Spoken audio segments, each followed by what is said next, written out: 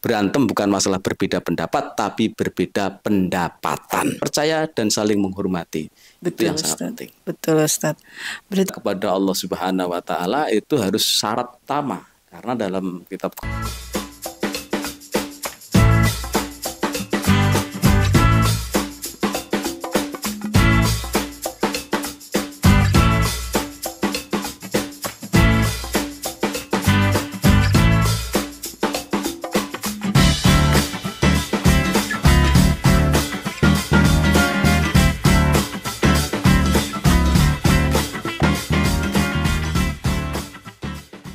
Assalamualaikum warahmatullahi wabarakatuh. Apa kabar sahabat duta semuanya? Semoga kalian selalu dalam keadaan sehat dan bahagia. Saya di sini Mia. Hari ini saya ditemani oleh Ustadz Ahmad Siswanto. Assalamualaikum Ustadz. Waalaikumsalam warahmatullahi wabarakatuh. Alhamdulillah. Ustadz biasanya dipanggil sama jamaah itu Ustadz Sis ya? Betul. Oke, jadi saya panggil Ustadz Sis saja ya. Lebih eksis. Ustadz dari mana nih Ustadz asal? Saya asli dari Semarang, Purwodadi Semarang, Jawa Tengah. Jawa Tengah. Sekarang tinggal di mana Ustadz? Tinggalnya di Pangkalan Jati, Cenere, di Yayasan Pesantren Abdul Fath Al-Ma'ruf. Ustadz punya pesantren? Yang punya mengemban amanah dari guru. Ya bisa dikatakan punya saya, tapi intinya mengemban amanah dari guru. Jadi mengembangkan ilmu. Selain pesantren apa? Majelis zikir atau apa yang? Majelis zikir, dzikrus syafa'ah. Kalau taklim ya kitab-kitab salafiyah, yaitu yang salafus soleh. Kitab-kitab kuning lah bahasa ngetrennya itu. Kitab kuning. Dan biasanya ngajarnya apa itu Ustadz?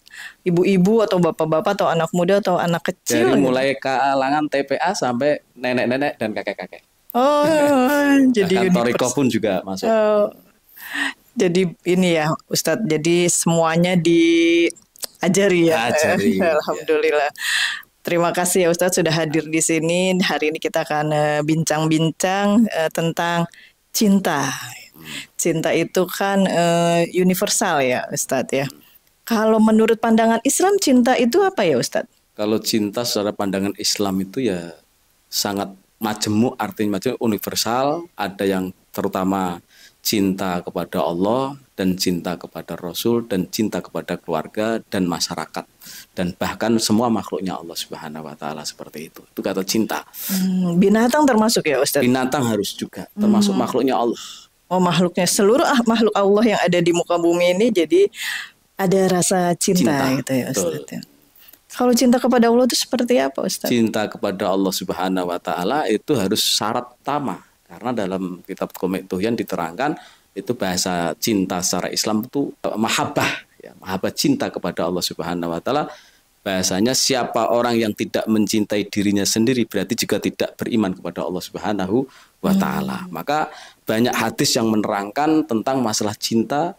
Bagaimana rasa cinta terhadap Islam, yaitu adalah mengakui diri kita ini benar-benar cinta terhadap diri kita sendiri, berarti juga mengakui cinta kepada Allah Subhanahu wa Ta'ala. Dengan cara seperti apa Ustadz? Kalau kita misalkan cinta kepada Allah tuh kita harus dengan apa atau gimana gitu? Harus ada pembuktian sepenuhnya menekankan jihadun nafsi. Artinya harus benar-benar berusaha kita, salah satu ya menjalankan perintahnya Allah Subhanahu wa Ta'ala dan meninggalkan larangannya Allah Subhanahu wa Ta'ala. Dalam firman-Nya Allah, katakanlah Muhammad, kalau kamu pada cinta kepada Allah harus mencintai Rasul, mengikuti jejaknya Rasulullah SAW. Kalau umat sudah mengikuti jejaknya Rasulullah SAW, maka wa yaghfir lakum dunubakum. Mereka juga dicintai oleh Allah dan mereka pun juga diampuni dosa-dosanya oleh Allah Subhanahu wa Ta'ala. Itu sepenuhnya harus berusaha mencintai Allah. Mencintai Allah. Jadi kita harus taat kepada Allah, mungkin seperti itu ya. Betul. Menjauhi dengan cara menjauhi larangannya. Gitu. Salah satunya itu kan takwa, cinta kepada Allah Subhanahu wa Ta'ala sepenuhnya. Bisa nggak sih Ustadz misalkan kita dengan cara berarti kan beribadah ya, beribadah. Betul. Kalau kita misalkan beramal, itu salah satu kita cinta kepada Allah nggak? Salah satu. Dengan catatan ya belajar beramal itu sesuatu perbuatan.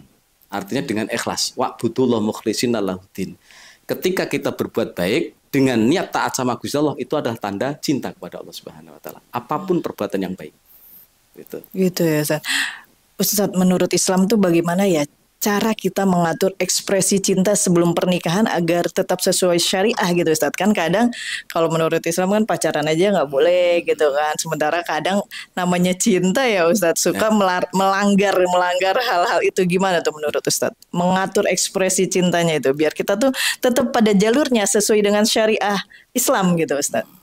Secara syariat Islam sebenarnya tidak melarang kita berpacaran. Cuma bahasa pacaran itu kan identik dengan tentang masalah keharaman.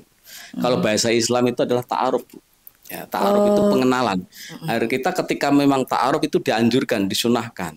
Karena kita niat ta'aruf itu niat kita pengen menikahin kepada seseorang. Tapi kalau kita nggak pengen menikahin juga nggak beri ta'aruf. Ya, ta'aruf itu pengenalan. Karena kita harus memang benar-benar niat kita ini cinta kepada seseorang untuk berumah tangga, untuk berpasangan. Kalau hanya cinta sekedar cinta itu lain, namanya universal tadi. Tapi kalau untuk cinta untuk jadikan pasangan itu beda. Harus meneliti yang semaksimal mungkin dalam masalah bibit, bobot dan segala macam. Kalau bahasa Islam, nasab, ya dan mal, jamilah dan dinnya. Agamanya, apa itu, Ustaz? Agamanya juga harus diprediksi juga. Terus kecantikannya atau kegantengannya juga sangat perlu. Kenapa? Karena kegantengan, kecantikan itu menimbulkan ibaratnya emosional dalam berumah tangga, kasih sayangnya. Oh gitu. Ya. Kalau nggak ganteng berarti nggak dikasih sayang. Karena kalau misalkan kurang ganteng atau kurang cantik itu biasanya untuk berhubungan intim itu ketika menjadi anak itu sangat berpengaruh di dalam kitab Uqudul Jen. Biar kita ini semangat dan anak itu biar sehat. Gitu. Oh gitu. Dan kenapa di situ juga disuruh nyari nasab? Nasab itu adalah bibit. Keturunan seperti itu mungkin ya Ustadz ya. Keturunan, karena keturunan itu sangat berpengaruh. Bibitnya dari siapa? Orang-orang alim, orang-orang soleh apa enggak? Kalau bibitnya bapaknya, ibunya orang soleh, insya Allah yakin anaknya jadi orang soleh juga. Maka seperti Imam Syafi'i. Imam Syafi'i kenapa dia menjadi ulama besar? Karena bapak dan ibunya nasab-nasab yang sangat luar biasa. Seperti itu. Nasab itu penting, keturunan. Dan masalah yaitu dina, agama. Agama itu sangat penting karena berbeda agama juga sangat berpengaruh dalam rumah tangga nanti. Itu yang namanya hubungan untuk berpasangan, rasa cinta terhadap pasangan. Jadi sebenarnya tidak apa-apa pacaran tapi mungkin caranya yang beda gitu ya caranya Ustaz. Beda. Namanya ta'aruf. Ta'aruf itu seperti apa sih Ustaz? Kalau boleh tahu. Pengenalan, kita harus membawa artinya teman alias saksi, mungkin perantara, Bu. Bahasanya perantara, mungkin orang tua siapa diajak. Harus melewati ustadz atau gimana? Maksudnya ta'aruf itu? Enggak. Oh enggak. Bebas. Ya. Artinya yang penting ada wasilah lah, ada perantara yang mengenalkan. Tapi ada jedahnya itu ini, kita tidak boleh seperti anak muda sekarang. Anak muda sekarang itu mohon maaf kalau kepacaran kebablasan. Nah itu yang kita khawatirkan Ustadz. Bahkan orang tuanya sendiri, Bu. Orang tuanya sendiri itu mohon maaf, ini kadang ngasih kesempatan anak. Anak sudah pada kenalan, orang tuanya pura-pura pergi. Ini sangat berpengaruh. Harusnya orang tuanya siapapun harus jadi sini tuh, duduk di situ.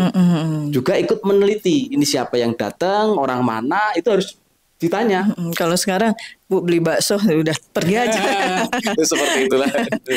Jadi memang ta'aruf, sebaiknya ta'aruf kalau ya, untuk Islam ya Islam. Untuk Islam itu sebaiknya ta'aruf gitu. Bahkan di dalam kitab Uqudul Jen juga diterangkan ketika ta'aruf ini juga diperbolehkan kita melihat salah satu telapak tangannya seorang calon. Oh iya, ada artinya Ustaz, ada artinya. Telapak tangan itu. Itu tapi rahasia itu kalau dikupas lebih lupa aja nggak kita.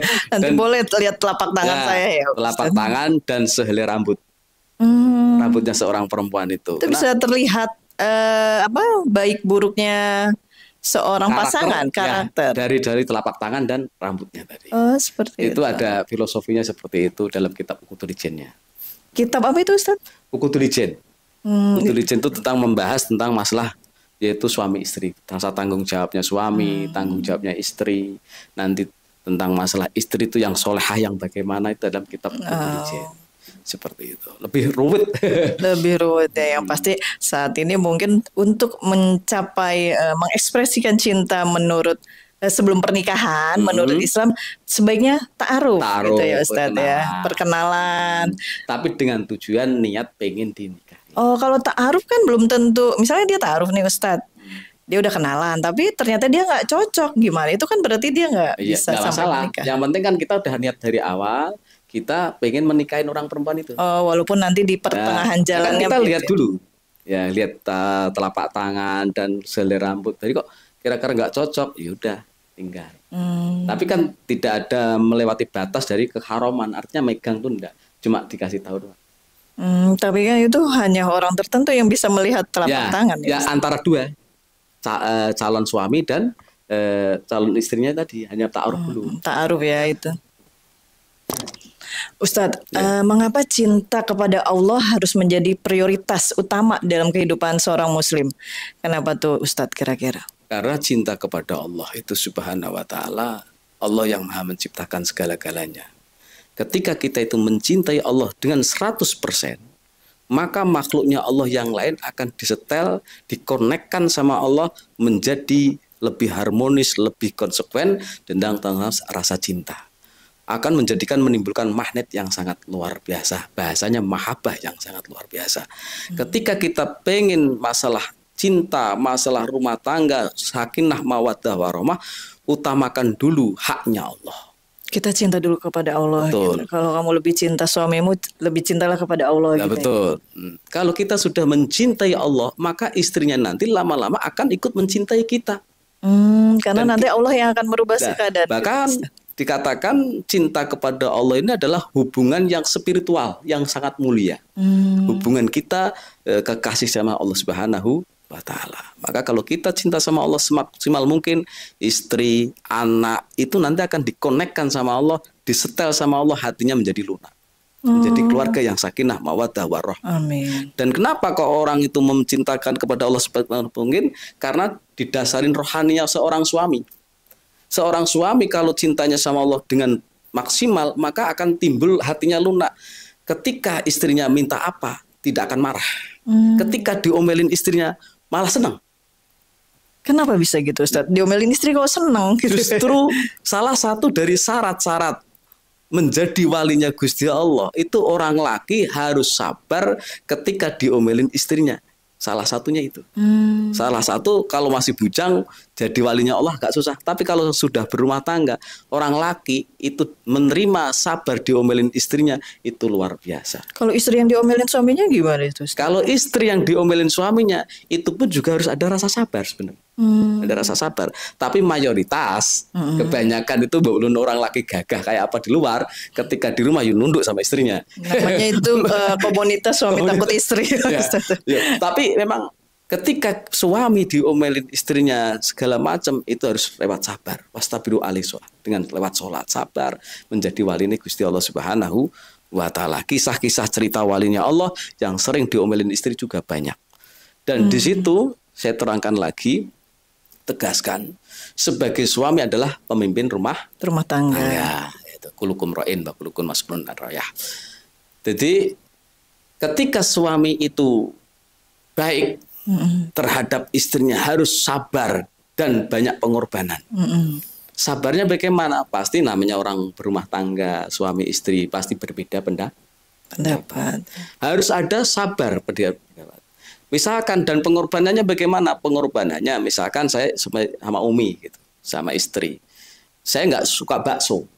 Ya, tapi istri saya minta bakso. Ini hanya sepele aja nih. Saya demi cinta keutuhan rumah tangga saya harus merendah dong, nggak egois. Tetap kemauan istri dibeliin baksonya gitu. Walaupun saya nggak begitu senang sama bakso, tapi pura-pura juga ikut makan bakso. Biar istri saya juga senang. Ini demi kesabaran dan pengorbanan, demi keutuhan keluarga. Yang udah biasanya egois, nggak mau lah, akhirnya berantem, hanya sepele aja berantem, akhirnya timbullah gugat, cerai dan segala macam. Harus suami bertanggung jawab, terasa cinta terhadap istri dan anak. Wa kulukum ra'in wa kulukum mas'ulun an ra'yati. Semua ada perintah pertanggungjawaban.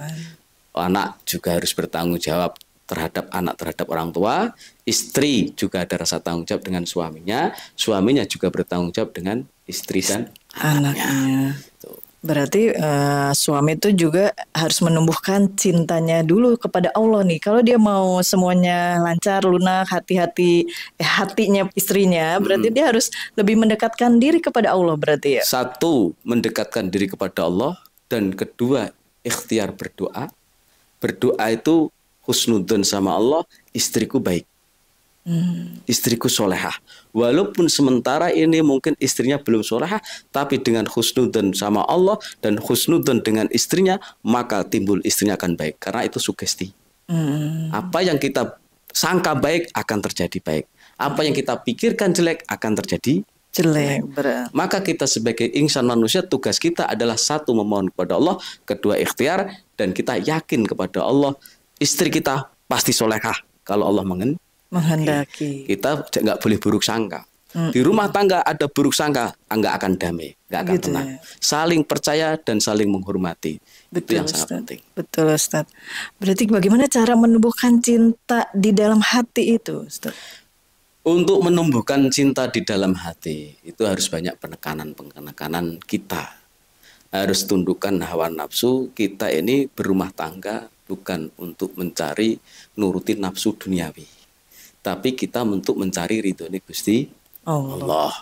Dan kita untuk mencari ladang pahala. Disitulah ada ladang pahalanya. Maka ketika kita berumah tangga dengan didasari keimanan cinta yang sesungguhnya secara Islam, insya Allah di situ selamat rumah tangganya. Seperti itu. Jadi kita itu menumbuhkannya lewat didasari iman gitu ya. Didasari iman. Didasari iman. Harus dengan iman, Bu. Mahabbah itu penting. Iman dan ilmu. Niat kita bernikah dengan pasangan itu apa? Nah, sebenarnya manusia itu kalau kita menghayati dalam Al-Quran hanya nggak sebanyak-banyak ayatnya, cuma Bismillahirrohmanirrohim itu luar biasa, Bu. Oh gitu, Ustaz. Bismillahirrohmanirrohim. Ar-Rahman itu sifat Allah, Ar-Rahman, menyayangi semua makhluk. Masa kita sebagai manusia nggak bisa menyayangi semua makhluk, namanya universal tadi kan. Jadi kita satu menyayangi Allah, kedua menyayangi keluarga, khairukum ahli. Kita juga harus sayang sama keluarga, sama istri, pasangan, sama anak. Dan di situ Ar-Rahman ya Allah, sifat Rahman, menyayangi semua makhluk. Kita juga harus menyayangi makhluk. Itulah sifat Ar-Rahman ya Allah ya. Maka kalau ada orang Muslim kok ibaratnya saling menghujat, saling menghina, saling mengfitnah, masya Allah, naudzubillah min dzalik. Berarti dia belum mengamalkan Islam yang kafah, belum mengamalkan sifat ayat Allah yang namanya Ar-Rahman.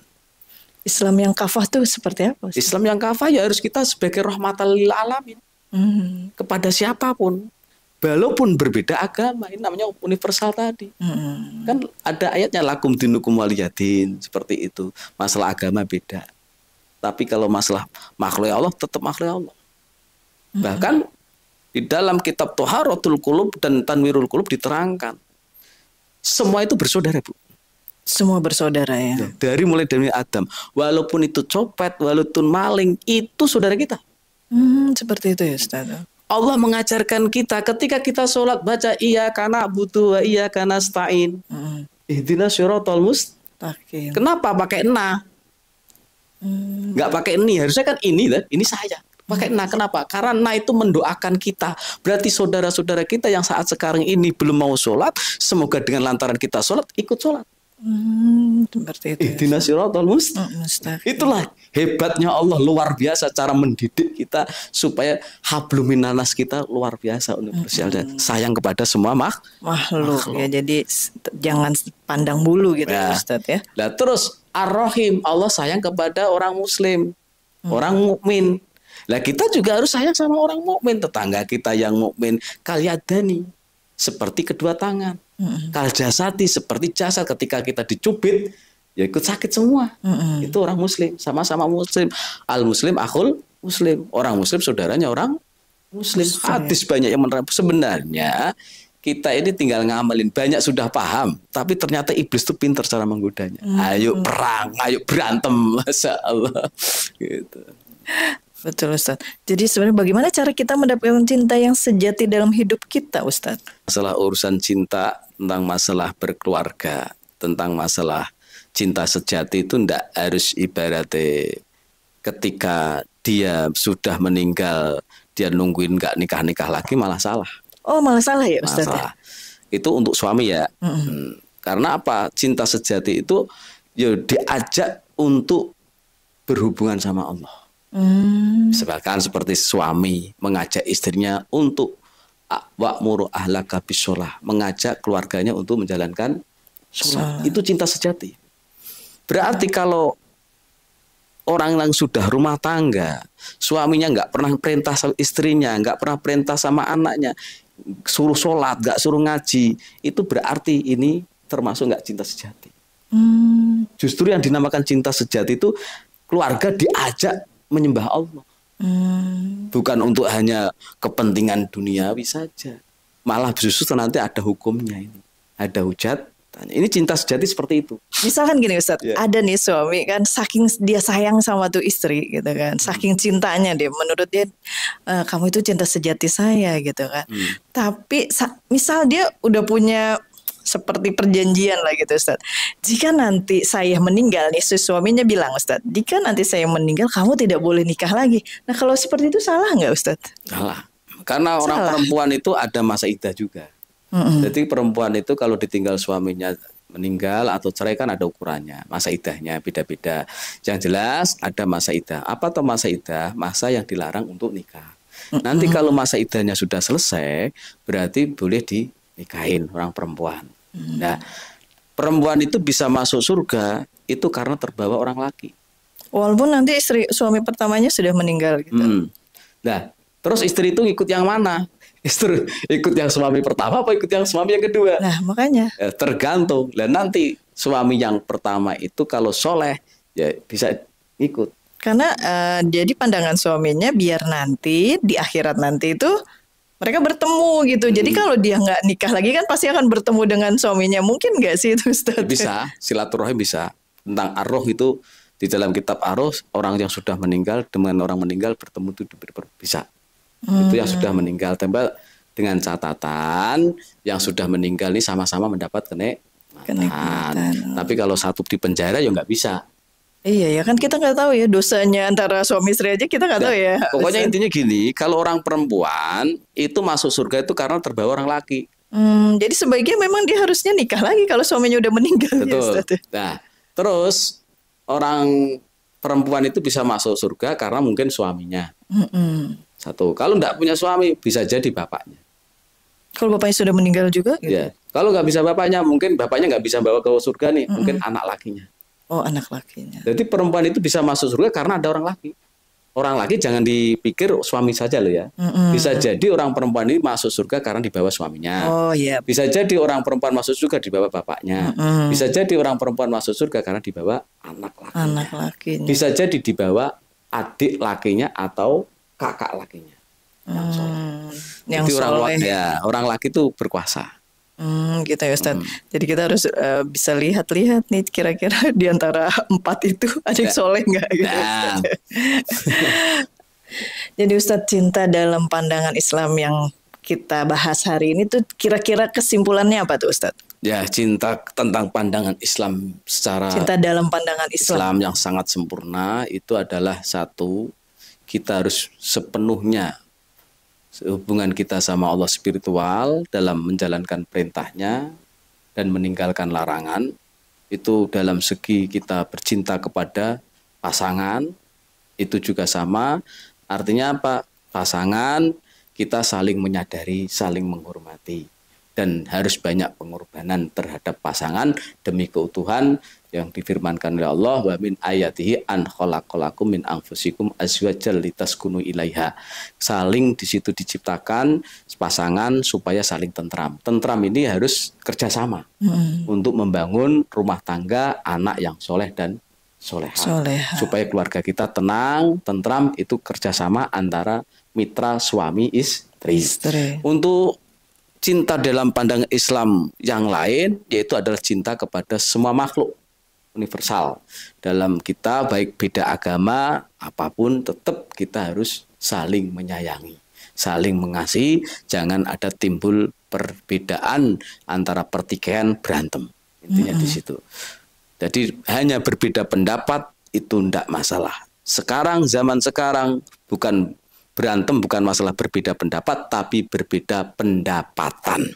Betul Ustadz. Baik Ustadz, terima kasih banyak materinya hari ini. Semoga apa yang sudah Ustadz sampaikan untuk saya khususnya dan juga sahabat-sahabat duta semuanya akan menjadikan kita lebih baik. Amin. Dan jadi cinta dalam pandangan Islam itu kita harus lebih mendekatkan diri kepada Allah, saling menyayangi, saling mengasihi kepada semua makhluk ciptaan Allah. Akhir kata, terima kasih. Wassalamualaikum warahmatullahi wabarakatuh. Waalaikumsalam warahmatullahi wabarakatuh.